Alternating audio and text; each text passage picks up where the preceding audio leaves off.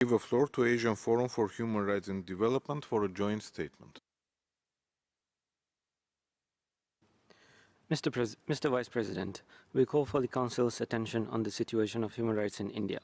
Since 2014, India has witnessed a sharp rise of authoritarianism accompanied by systematic erosion of the rule of law and independent institutions.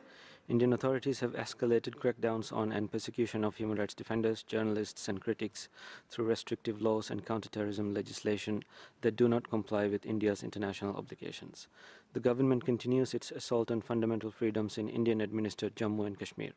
Kashmiri human rights defender Khurram Parvez and journalist Fahad Shah remain in detention under the Draconian Unlawful Activities Prevention Act, in a deliberate attempt to obfuscate and stifle independent reporting on the extent and gravity of human rights implications of its policies in Kashmir.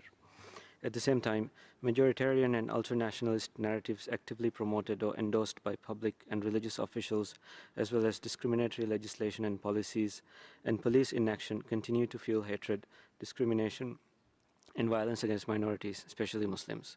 We call on Indian authorities to end repression of civil society and media, and harassment and intimidation of human rights defenders, journalists, and critics, and release all those who are arbitrarily detained for their legitimate work, including Khurram Parvez and Fahad Shah. The Council must act urgently to prevent further escalation of violence, discrimination, and hatred against minorities, which, if left unchecked, could lead to gross and systematic violations. I thank you.